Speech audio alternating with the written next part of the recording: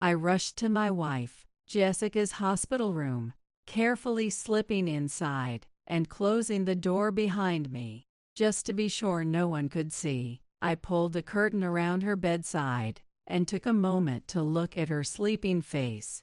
"Why didn't you tell me anything? Am I really that unreliable to you?" I couldn't help but mutter those words, feeling a wave of frustration. I shook my head, pushing those farts away, knowing now wasn't the time. Reaching out to her chest, I gently placed my hand and began unbuttoning her pajama top, one button at a time. My hands trembled as I undid each button, and when I finally saw her body after so long, I noticed how much thinner she had become. It pained me deeply. I slowly reached out to remove her undergarments, carefully pulling them down. What I saw then made me doubt my own eyes. So, that's what it was.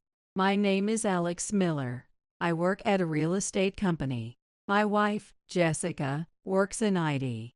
We've been married for 2.5 years, but we don't have any children yet. When we first got married, we were the kind of couple that others would envy, always close and constantly talking about wanting kids. We'd often imagine what life would be like with children. "Alex, I'm going to be late at work again tonight, so could you grab something for dinner or eat out? I'm really sorry about this." "Yeah, I got it. But Jessica, are you sure you're okay?" "Huh? What do you mean? I'm in a hurry here." She continued, getting ready without pausing, glancing at me through the mirror. "It's been like this for a while now. You've been coming home late every night, and it wasn't like this before. Is work that tough? Can't you get someone to cover for you, even for a bit? And what do you expect me to do? It's my job. Who else is going to do it? Don't act like you know everything when you don't. It's not just that. We haven't even slept in the same room for weeks. I don't even know when you come home anymore. In the mornings, you're gone before I wake up. And even when we do see each other, we barely talk. This doesn't feel like a marriage anymore. It's like we're just roommates. Is that all you wanted to say?" "What?" Her tone was obviously annoyed, and I felt my own frustration growing. No, I was really getting angry. I tried to stay calm, despite the irritation building up. "Sorry, Alex. My project's nearing the final stages, and it's been non-stop. I really am in a rush. Can I go now? If you have more to say, just write me a note or something. I'll read it when I get back. I've got to go." Without touching the breakfast I had prepared, she filled the tumbler I'd gifted her with black coffee from the coffee maker. She didn't even look back as she rushed out the door. Lately, every night, Jessica comes home late, well past midnight. She leaves just as hurriedly in the morning. Like today, our schedules were so out of sync that we barely spoke anymore. Because of this, we started sleeping in separate rooms at night, and the possibility of having children became non-existent. Jessica and I met during a business meeting. "I'll take full responsibility for this matter." "Yes, thank you for your assistance." I had reached out to an IT company for assistance with a project at work. The person assigned to the project was a beautiful and attentive woman. That woman is now my wife, Jessica. About the other day. "Oh, that. How did it go? Was it successful?" "Yes, I knew asking for your advice was the right move. You're always such a great help. I'll be counting on you again for your advice." "Oh, you're just flattering me." "Sure, let me know if you need anything else." At work, she was clearly someone competent, and it was obvious that her colleagues relied on her a lot. Seeing her professionalism and, at times, her endearing clumsiness, I quickly fell for her. When I confessed my feelings and we started dating, I was already thinking about marriage. I was that captivated by her. "Hey, Jessica, how about we head to the beach resort this weekend? I have a site inspection there, and I thought we could stay at a nice hotel and relax. You've been working nonstop lately. It'd be nice to take a break. Sorry, Alex. I have to go to the office again this weekend. It's crunch time for the project. So if you want to go, you'll have to go alone. What? Again this weekend? It's been like this every week. I hate to say it, but are you sure it's work? What's that supposed to mean? Are you accusing me of something? No, that's not what I meant. Even though I said that, I was beginning to suspect her. She came home late every night. And she wasn't home much on weekends either. And when she was home, she'd constantly get phone calls and leave the room to talk privately for hours. It almost seemed like she was hiding something from me, like there might be someone else. Jessica, is there something you're not telling me? What do you mean? You're making it sound like I'm doing something wrong. I don't mean it like that. I just want to spend more time together as a couple. I hope you feel the same. Remember when we got married? We promised to be honest with each other, to talk things out. I'm not hiding anything. I'm working today, and I'll be working this weekend, too. Right now, my job is important. Why can't you understand that? Forget it. I'll be late tonight, so don't wait up. Jessica, wait. She slammed the door and left for work. I realized that if we didn't address things soon, it might become impossible to fix. The day after our argument, I kept sighing at work, thinking about our conversation. Why did I have to say things like that? As I was lost in thought, Lisa, one of our part-timers, called out to me in a tense voice. Alex, there's a call for you on line 1. Huh. Oh, thanks. Who's calling? It's someone from your wife's company. They seemed really worried, something about the hospital. What? Jessica's at the hospital. What happened? A feeling of dread washed over me as I quickly picked up the phone. Hello. This is Alex Miller speaking. Is this Jessica Miller's husband? Please stay calm and listen. Your wife, Jessica. She was involved in an accident on her way to work. Jessica, what? How is she? Is she? Please, stay calm. She was walking on the sidewalk when a delivery truck, driven by someone who had fallen asleep at the wheel, hit her. She's been taken to the hospital by ambulance. And is she okay? We're not sure yet. She suffered a severe head injury and was unconscious when the ambulance arrived. She's currently undergoing emergency surgery. I'll tell you which hospital she's been taken to. From that point on, everything became a blur. I don't remember how I got to the hospital, or what I told Lisa, the part-timer, or the president when I left. All I could focus on was praying for Jessica's safety. By the time I realized it, I was standing in front of the operating room where she was being treated. After thanking Jessica's colleague, who had waited for me at the hospital, I sat down on a bench in the hallway. I stared blankly at the red light above the door, still trying to process everything. Are you a family member of Ms. Miller? Yes. How is she?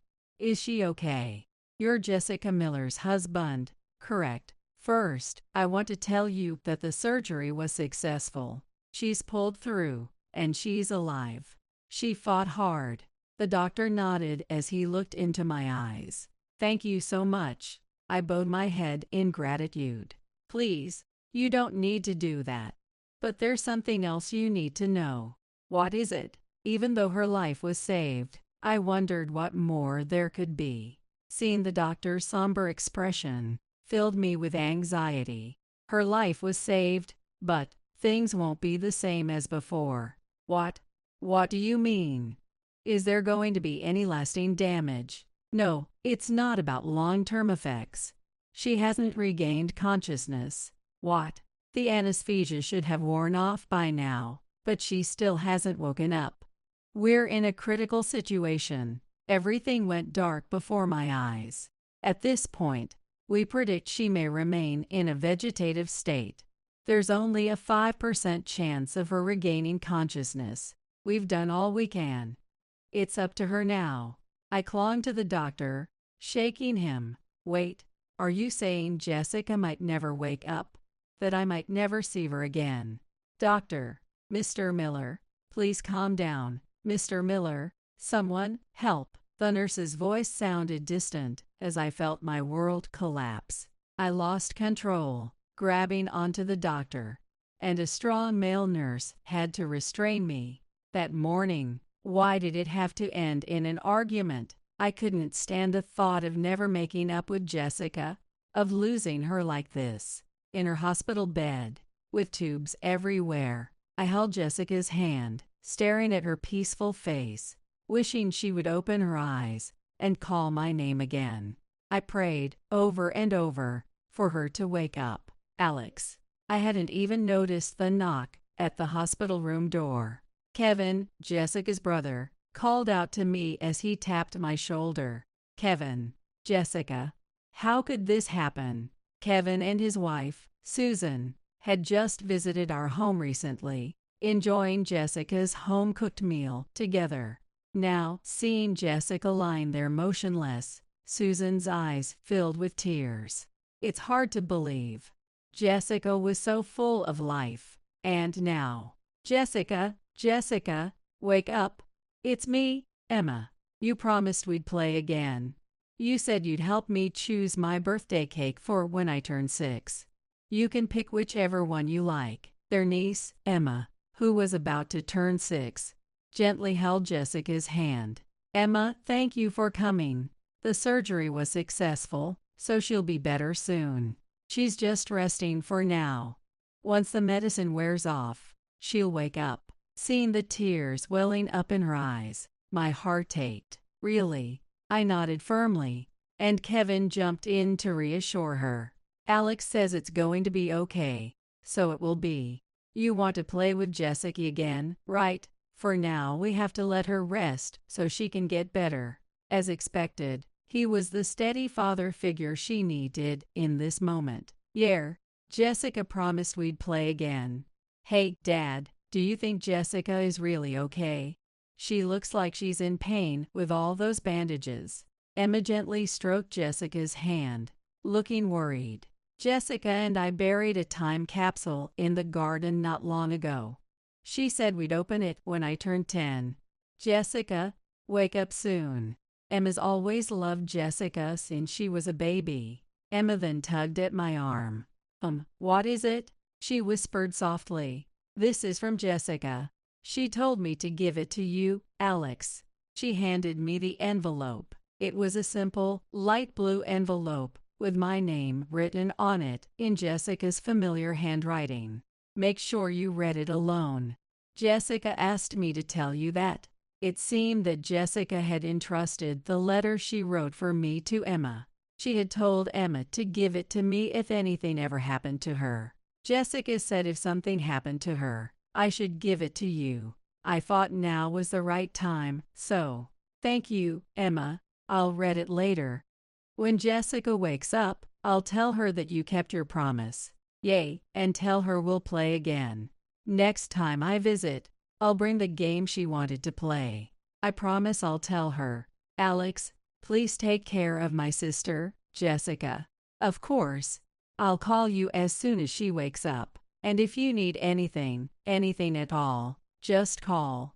I'll be here right away. Thank you. I really appreciate it. With that, Kevin and his family left, worried about Jessica and me. I put the letter Emma had given me into my bag, told Jessica I'd see her tomorrow, and informed the nurses at the station before heading home. Ever since Jessica fell into a vegetative state, I started visiting her every morning before work, then heading straight to my job.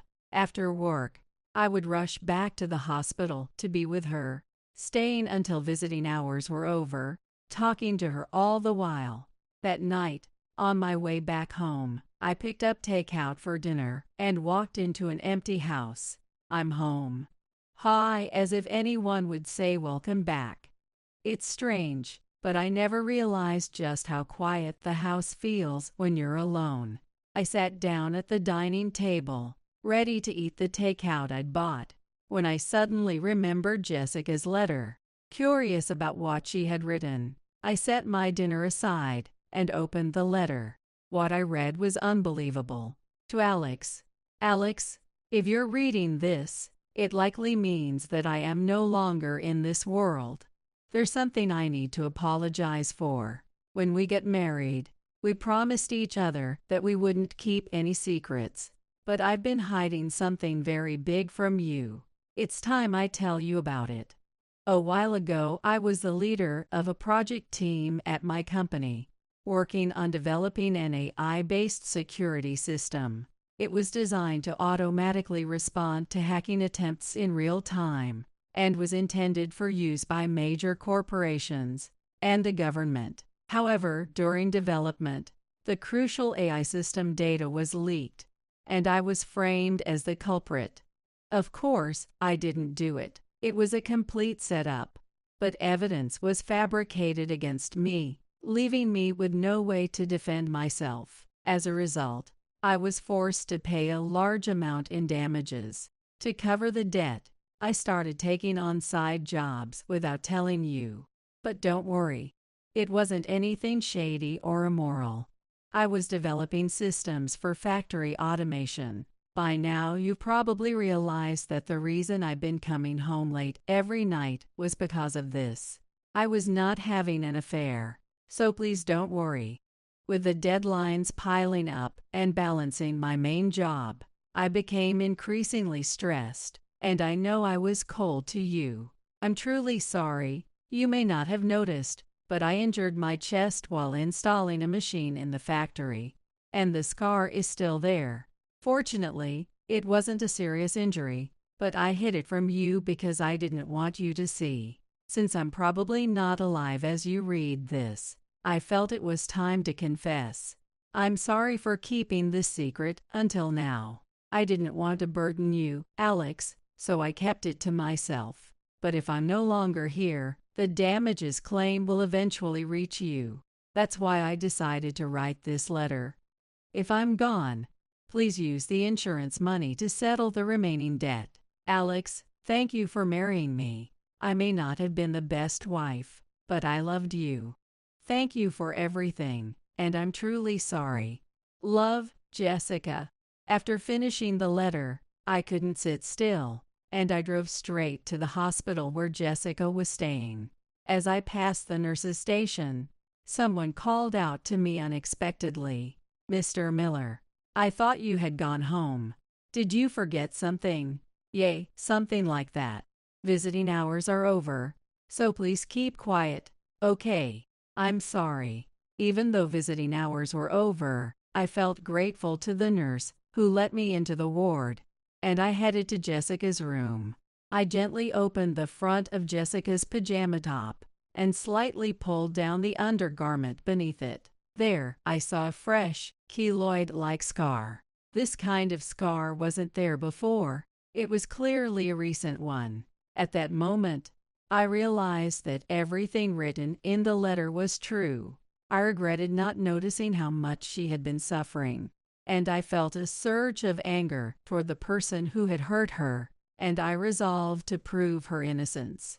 Even though I made up my mind, I wasn't working in the same company as Jessica, and I didn't know her colleagues well.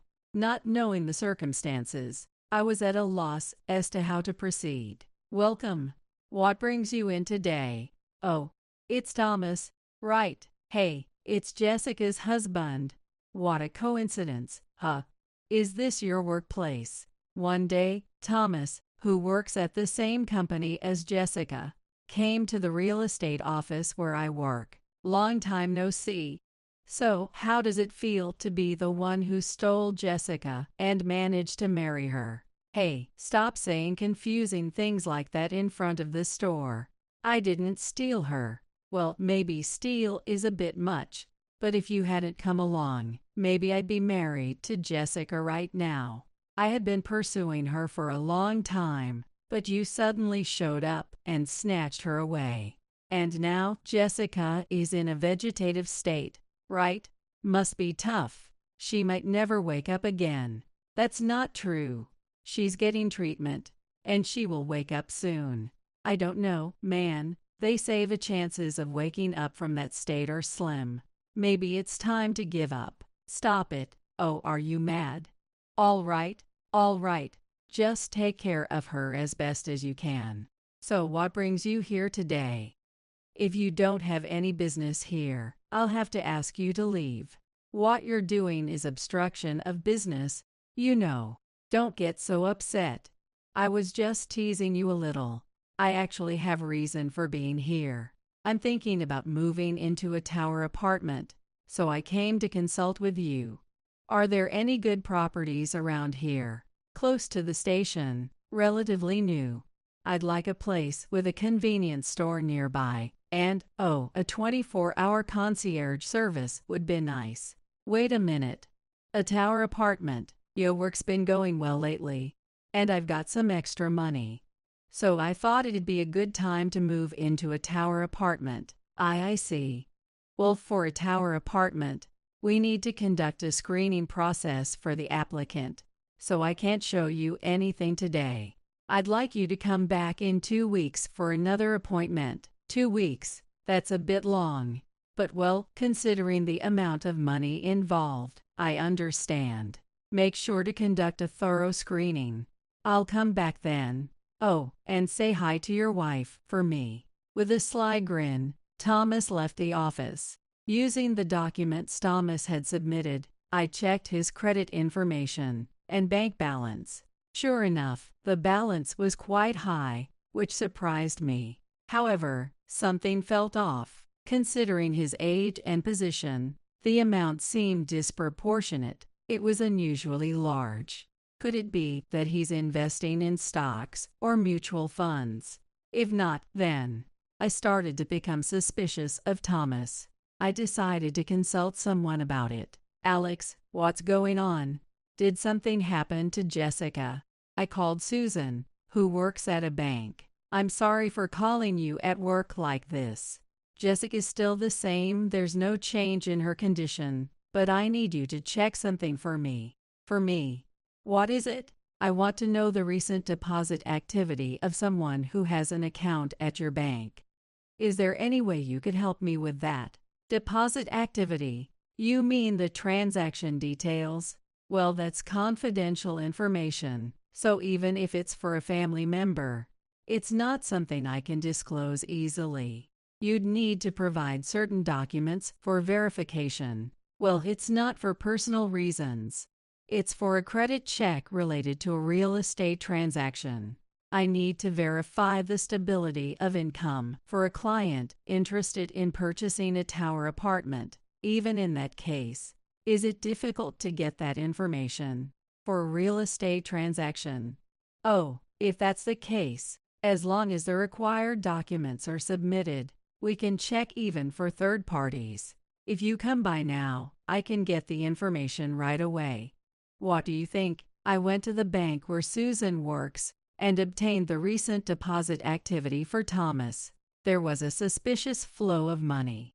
Alex, here's the transaction activity for Thomas Brown over the past 6 months. Thank you, Susan. Did you notice anything unusual? Yes, actually, there's something that caught my attention. Look at this section. See, about a month ago, there was a sudden large transfer from Company B. Before that, there were no significant deposits, and his salary was just a little above that of an average office worker. Really, that's quite a large amount. With that kind of money, it's no wonder he wants to move into a tower apartment. I'd be tempted too. The account data Susan showed me revealed that, a month ago, there had been a large transfer from Company B, a rival of Jessica's company, to Thomas's account. And this Company B had just launched a major AI-based security system shortly after Jessica was framed. Armed with this information, I decided to meet with someone. I understand what you're saying. So, this is the evidence, correct? Yes. Based on this information, I believe there is a high possibility that Mr. Brown was involved in leaking information to Company B. I gathered all the evidence suggesting that Thomas had been leaking information to Company B and headed to Jessica's company. Even though I visited without an appointment, the president courteously listened to my story. Trusting his sincerity, I decided to reveal everything I knew. Mr. Miller, thank you for coming today. It's a shameful matter for our company, but we can't turn a blind eye. To think something like this could happen within our organization. For the future of this company, we need to root out the problem here. We will also need to change our company structure. Therefore, I plan to conduct a confidential investigation into this matter. Really? You believe me? Of course. At the time, I found it hard to believe that Jessica would do such a thing. But every piece of evidence seemed to point to her involvement, and it kept piling up. We had no choice but to believe the information. That was my failure. I'm truly sorry. The president apologized to me. After expressing my thanks, I left the president's office. 2 days before the 2-week deadline I had given Thomas regarding the Tower apartment screening, I visited Jessica's hospital room, where she still lay unconscious. Jessica, can you hear me? Your name will be cleared soon. I'm sure the president will make things right. Everyone's waiting for you to wake up. Emma came by again yesterday. She lay down on your bed and read her Ella textbook out loud for her homework. She's gotten so fluent. It's amazing how fast kids grow. You need to wake up soon, or she'll become a big sister who can read all those difficult texts before you know it. And remember, you promised to go camping with Kevin's family.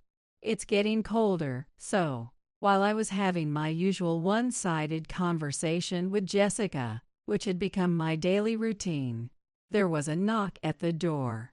I assumed it was a nurse making her rounds, and responded, "Yes, come in." "Hello, Mr. Miller. Thank you for your help the other day. How is Jessica doing?" "President, thank you so much for coming. Jessica is still the same, but today her complexion looks a bit better. Maybe she's having a pleasant dream." That's good to hear. I wanted to speak with you directly, so I'm sorry for the sudden visit. Could we have a moment alone? Thank you. Sorry for the trouble. The president asked his secretary to wait in the hallway, took a seat as I offered him a chair, and began to speak while looking me in the eyes. "Sorry about that. I want to keep this as discreet as possible. So what is it you wanted to talk to me about?" "I'm here today to report on the internal investigation to you, Mr. Miller. As you suspected, our employee Thomas was indeed connected with the upper management of Company B, our competitor. I knew it. Additionally, we discovered that Thomas instructed his subordinate to fabricate evidence to frame Jessica. No way. We have records of the communication between Thomas and his subordinate. We've already questioned the subordinate, who admitted to being bribed by Thomas. We now have sufficient evidence. Does that mean Jessica is innocent?" "Yes, she is innocent. The next step is to take this case to court. This will clear her name. It will take some time, but I am confident we will have good news soon. Please be patient a little longer." The president left the room after saying this. "Thank you so much for everything. Please, it's us who should be thanking you. We ruined the life of one of our employees. As a leader, I cannot excuse such a failure, no matter how much I apologize. I was prepared for a lawsuit from the family, but you, Mr. Miller, are such a compassionate person." "Compassionate? I'm not so sure about that. If I can clear Jessica's name, that's all I need. I really appreciate everything you've done, President." The president and I exchanged a firm handshake, expressing our gratitude to each other. In court, her innocence was proven. Thomas was charged with leaking information and framing Jessica, and he received a prison sentence. Shockingly, the investigation also revealed suspicions that he might have been involved in Jessica's accident, and further investigation is underway. If that's the case, I will never forgive Thomas. Having lost his job and facing a lawsuit for damages, the dream of buying a tower apartment became just that, a dream. Whether Thomas, now unemployed and facing massive damages, will manage is no concern of mine. He must pay for his crimes. I went to the hospital to report the news to the still sleeping Jessica. Jessica, listen. I have good news today. Your name has been cleared. The president cooperated with the investigation and took the case to court. There's nothing to worry about anymore. As I gently held Jessica's hand, I felt her fingers move slightly for a moment. Thinking it might be my imagination, I tried again. This time, I squeezed her hand more firmly. Her fingers moved slightly again. I quickly pressed on her skull button. Blood pressure, pulse, and breathing all normal. Yes, she's clearly responding more than before. It seems she is conscious. It looks like she can hear us. Jessica, can you hear me? It's Dr. Smith. I'm going to move your hand a little. The doctor stimulated her hand and foot, checking for reactions. Though slight, her eyelids and fingers moved, which hadn't happened before. I was overjoyed and spoke to her many times. Alex, Jessica is trying hard to wake up. Please keep talking to her every day and rub her hands or feet. You can apply a bit of pressure. Give her as much stimulation as you can.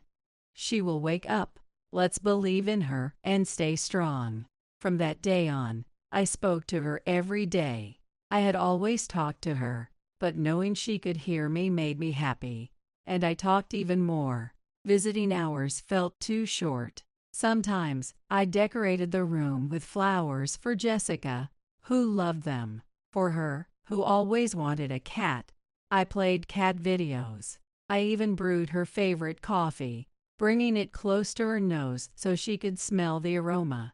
I focused on stimulating all her senses and talked to her about everything as I did.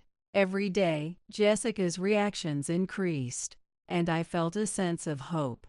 Then one day, unexpectedly, it happened. Good morning. Oh, Alex. Good morning. You're here earlier than usual today. What brings you in? It's Wednesday, and I'm off work today. So I thought I'd spend the whole day with you.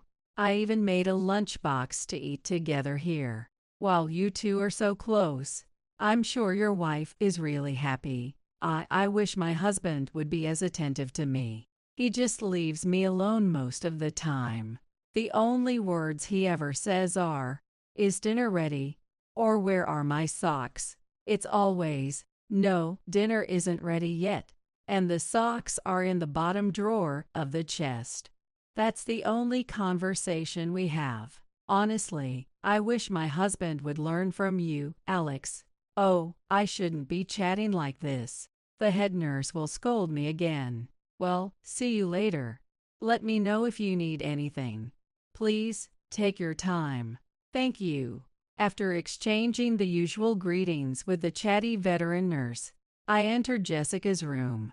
I put the fragrant fruit I had brought into the fridge and was about to boil water in the pot to make the morning coffee when I heard a faint, unmistakable voice behind me. I heard a faint, raspy, but unmistakable voice of Jessica behind me. When I turned around instinctively, Jessica, I hurriedly tried to press the nurse call button, but my hands were trembling, making it hard to press.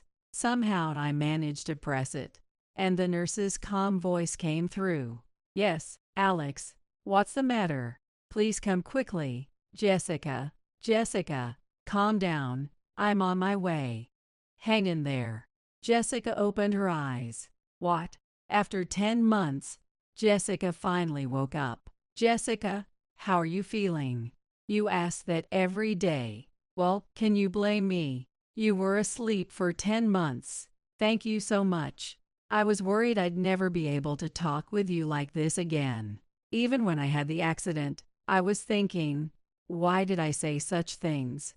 And all this time, I kept hearing your voice in my dreams. I could hear you, but I couldn't respond. It was so frustrating. Is that so? My voice really reached you, Jessica. I've been regretting it ever since that day. Why didn't I realize sooner? Why didn't I notice what you were going through? No, it wasn't your fault, Alex. It was mine. We promised we wouldn't keep secrets, but I was lying to you every day. You must have suspected me of cheating, didn't you? Yeah, I did. But when Emma gave me the letter, I learned the truth. I felt so ashamed for doubting you, even for a moment. I'm really sorry. I want to thank Emma too. In hindsight, it was a heavy burden to give to a 6-year-old. A will, no less. Wait, that was a will. Of course, that's what it was meant to be. So, if you read it, you might have seen. Oh, you mean the scar on your chest. Yes, I didn't want you to see it. That's why I started sleeping in a different room. Really. I thought it was just because our schedules had gotten so different. No, if we'd stayed in the same room, you might have seen it while I was changing. I didn't know how to explain it. I see. Alex, it might be too late now, but I'm really sorry. I forgave her, and we promised to share everything and consult each other from now on. Jessica, watch your step. Emma, you worry too much. Who do you get that from? Hey, Jessica, she's just concerned about you. Don't be so harsh. Sorry, Emma. Hut, Alex, don't be too hard on her. But I'm so excited about the baby. When is it due? Emma, you asked last week, remember? It's due at the end of next month. I can't wait. When the baby's here, I'll play with them all the time. Huh? Emma, are you not going to play with me anymore? I will be lonely. Of course, I'll play with you too, Jessica. We still have to open the time capsule. Right. I'm looking forward to it. After being discharged and returning to work, Jessica now works as if she had never been in a coma for 10 months. Her achievements were recognized, and she was promoted to an important position. She is busy but healthy and happy. Our marriage is different now. Even though we're both busy, we never miss a chance to talk and have built a joyful home together. With Kevin's family moving nearby, Emma often visits, much to Jessica's delight. Jessica, are you feeling okay? If work is too much. Oh, come on. I know, I'm fine. I won't push myself too hard. If things get tough, I'll ask for help, and I'll take care of myself. After all, it's almost time. She lovingly rubbed her belly, and it had become a familiar sight. Yes, there is a new life growing inside Jessica, and by the end of next month, we will become a family of 3. Since the day I received the call about the accident, time has flown by, but I never gave up on Jessica's life and on proving her innocence. Being here now is not something to take for granted. Things could be lost in an instant. To avoid ever feeling that pain again, no matter how tired I am, I always make time for conversations with Jessica and savor every moment of our happiness. Get out, you worthless wife who can't even do household chores. I sat on the floor, berated and belittled. My mother-in-law glared at me. I've got Mauricio and my mom. We don't need you. You always look so miserable. You are just a parasite. My sister-in-law, who never lifts a finger around the house, said this with a tone of utter disdain. Wait a minute, Mauricio. Your mom and sister are being too harsh. I've been. Before I could finish, even my husband Mauricio looked down on me. My mom and sister are right. I don't need a wife who can't handle housework while working. Besides, I've got a young part-time girl who's much better. pack your bags and leave." Stunned by Mauricio's words, all three began to berate me, calling me a failure of a wife. I clenched my fists, looking down. After exploiting me all the time, how dare they? "Just you wait, I'll make sure you all get what's coming to you." But I looked at the three of them and said, without changing my expression, "Fine, I'll leave." The downfall of the family that's been dumping everything on me begins now. My name is Eleanor. I'm 32 and a working housewife. Most women work after marriage these days, and I've continued to work at the company I joined after graduating college because I love my job. One morning, as I was busy getting ready for work, Mauricio spoke up. "Hey Eleanor, can you handle this? Tax season is coming up." He handed me a pile of receipts and invoices. "Again? You should handle your own shop's accounting." Mauricio looked away. "You know I'm bad at that stuff. So, please?" I married Mauricio 5 years ago. Mauricio used to work as a clerk at a restaurant that I occasionally stopped by. After several dates, we decided to get married. Now, Mauricio runs his dream cafe, but he leaves all the tedious tasks like procurement and accounting to me. As I head to the door, my mother-in-law chimes in. "Eleanor, I want Chinese food tonight." "All right, can you prepare the ingredients?" "No way. You can do it when you get back. Also, Vivian and the kids are coming this weekend. Make sure you prepare something they can eat." "Fine," I replied reluctantly and left the house. When we got married, I wanted to live just with Mauricio, but he insisted that we live with his mother because he was worried about her living alone. So, we moved to his spacious family home. My mother-in-law is terrible at housekeeping, and the place was a mess when we moved in. She lives on a pension and spends most of it on eating out because she doesn't want to cook. Mauricio always says housework is a woman's job, so even though I work, I'm stuck doing all the chores for the whole family. On top of that, my sister-in-law Vivian, who's moved out since getting married, often comes back home with her kids. When she's here, the workload increases. This morning, when I heard she's coming back this weekend, I thought, oh, not again. And then, the dreaded weekend arrives. I'd love to relax on my weekends off from work, but instead, I have to entertain Vivian's kids and prepare meals. While I'm running around, Vivian drops a bombshell on me. "Eleanor, by the way, I'm getting divorced and moving back here with the kids next month. Just so you know." "What? Are you serious? Got a problem with that?" No. That must be tough for you. When are you moving back?" "As soon as I can. My sister-in-law is coming home with the kids." I'm initially taken aback, but then reconsidered. Vivian used to be a housewife, so she'll probably help around the house. That should lighten my load a bit. Though we're not particularly close, I look forward to having less work and go about my days. But I soon realized I was too optimistic. Vivian, like her mother, does absolutely nothing. She lounges around all day, watching TV and snacking. She neither works nor does housework. Apparently, her neglect of household duties was a major reason for her divorce. Now, I have to do all the chores, including making meals for her picky kids and getting them ready for kindergarten. As time passes, my job gets busier with a new project, requiring more overtime and early starts. The house becomes increasingly messy. Coming home to a cluttered house is utterly disappointing. And yet, everyone keeps saying, "When's dinner?" Or, "You're so slow." To make matters worse, I start getting passive-aggressive comments from Vivian and my mother-in-law. "Eleanor, the laundry is piling up.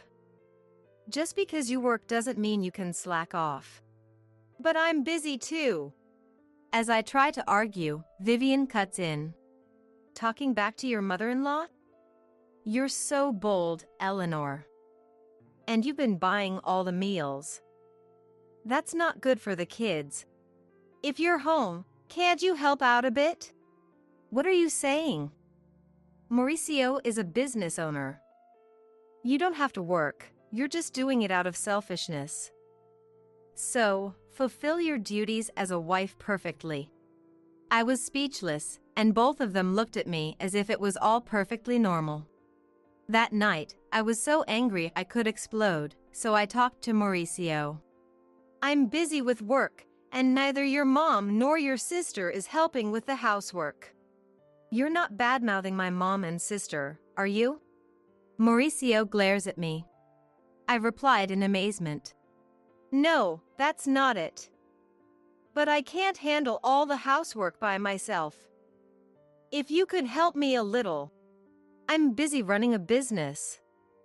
You might not understand because you have an easy office job, but running a business is hard.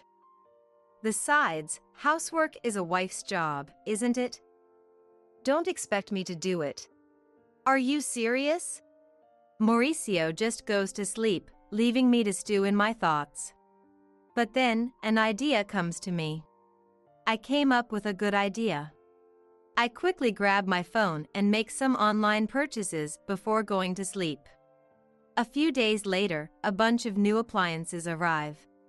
A drum washer-dryer, a cleaning robot, and kitchen appliances with automatic cooking functions. If no one's going to help me, I might as well make my chores easier with some handy gadgets.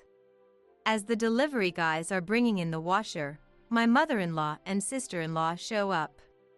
You bought a new washer without asking? The old one still works.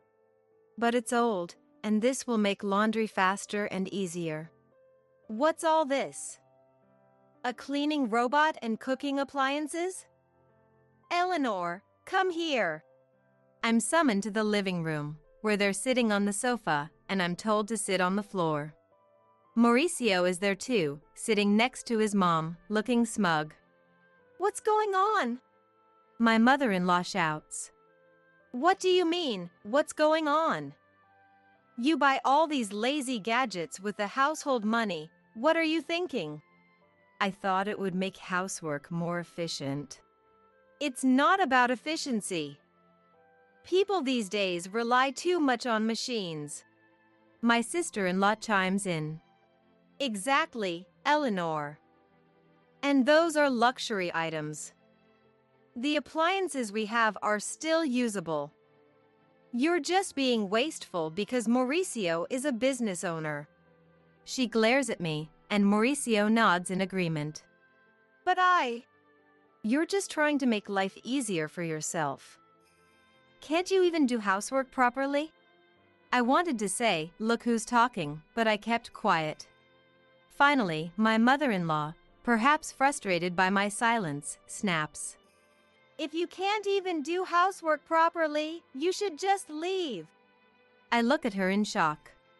She glares back at me. We don't need you. Mauricio and I are fine without you. You always look so tired and miserable. You're just a parasite. My sister-in-law spoke in a tone that suggested she was fed up. Wait a minute, Mauricio. Your mom and sister are being way too harsh.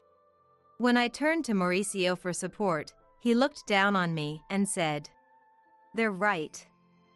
I don't need a wife who can't handle housework. I stared at Mauricio in disbelief, but he just smirked. I'm a business owner, and I can do whatever I want with my money. I don't need a wife who spends it to make her life easier. Why would you say something like that? Besides, I've been getting along well with a young part-time worker. She's cute, unlike you. Pack your bags and leave. Stunned by Mauricio's words, all three began to berate me, calling me a failure of a wife. I clenched my fists in anger. After exploiting me all this time, they dare to say this? Just you wait, I'll make you regret this. But I kept my composure and said, Fine, I'll leave. Good, we'll be better off without you. My mother-in-law spat out, and I silently stood up and placed something on the table. Mauricio, let's get divorced. It was a pre-filled divorce application. I had gotten it as a sort of talisman, tired of everything.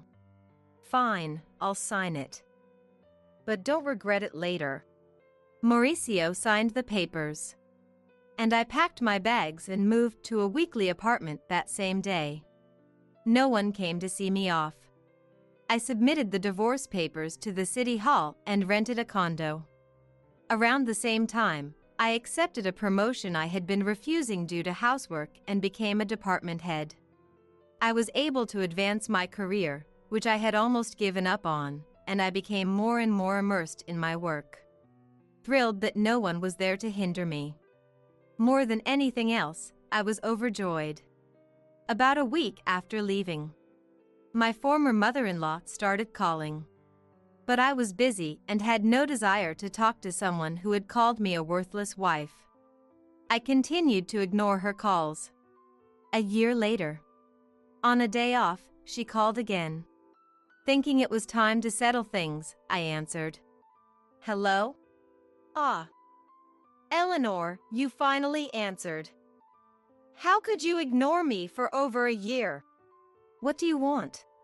Well, how are you doing? Are you okay? I answered her probing question straightforwardly. I'm doing great, working hard in my own apartment. I've been promoted and my salary has increased. I'm living comfortably. Is that so? Would you consider coming back? Her tone was almost pleading, and I asked, shivering. Why now? We are in trouble. We're running out of money. I couldn't help but smirk as I responded. Oh, Mauricio's shop isn't even making a $1,000 profit, huh? And neither you nor your daughter work, so that makes sense. Eleanor, you knew? Yes, I knew. Mauricio's cafe was only making about $800 a month in profit.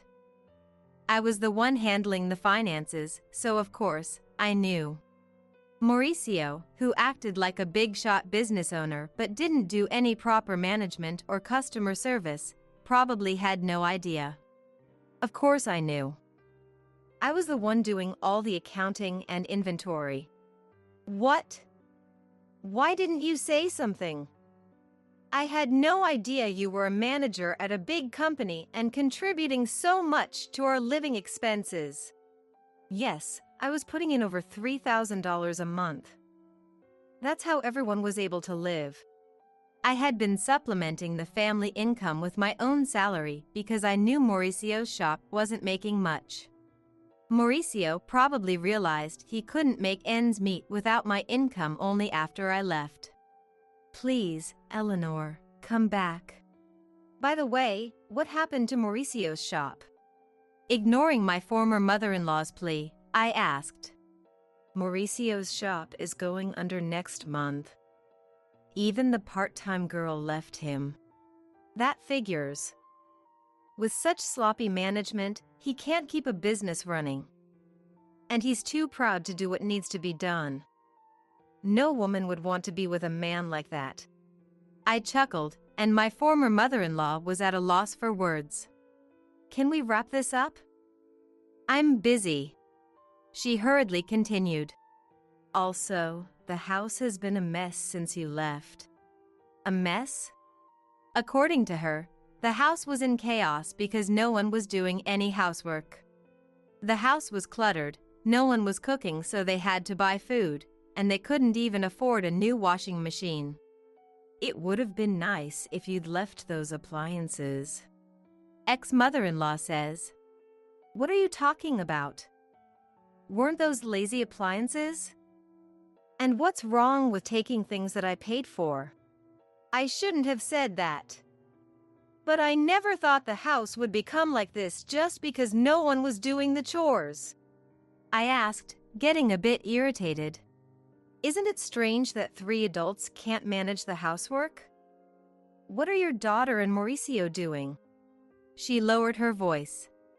Well, Mauricio is sulking at home all day, doing nothing since he found out his shop isn't making any money. Really? He said he could do whatever he wanted with his money because he's a business owner. And Vivian won't work no matter how much I tell her. She doesn't do housework, and she even asks me for pocket money for herself and her kids. My pension is running out. Really? Your daughter told me she didn't need me because she had you. I said coldly. My former mother-in-law tried to butter me up again. Please, Eleanor, my pension isn't enough for the three of us anymore. I have no intention of going back to that house. Your children are quite the parasites, aren't they? She was speechless. As I was about to hang up, she continued. Eleanor, we'll change our ways. Please come back. Let's all live happily together again, okay? Live happily with a worthless wife? I cut her off, and she stumbled over her words but continued to plead. I'm sorry for what I said. We are family. Help us. We can't even pay the property taxes anymore. We'll have to sell the house. I have neither the obligation nor the desire to help you. Figure it out yourselves. Goodbye from your worthless wife. Ignoring her ongoing wails, I hung up and blocked her number. Sipping my coffee in my clean apartment, I chuckled. 3 months later, I happened to pass by Mauricio's cafe. It had become a vacant storefront. It seemed he really had gone out of business. Even their family home was listed as sold. According to a former neighbor I ran into, the three of them had sold the house and fled, now living in a cramped apartment nearby. They were a constant neighborhood nuisance, always fighting and even stinking up the place. Complaints were piling up. All they had to do was work hard and take care of their home without relying on others. But they didn't, which was so like them. I looked at their former home with detached eyes and walked away. Since then, I've been focusing on my work. Recently, a sincere and hardworking colleague confessed his feelings for me, saying, I love how dedicated you are to your work. We are dating with the intention of getting married. I don't think my next marriage is too far off. And this time, I'm looking forward to grabbing hold of happiness.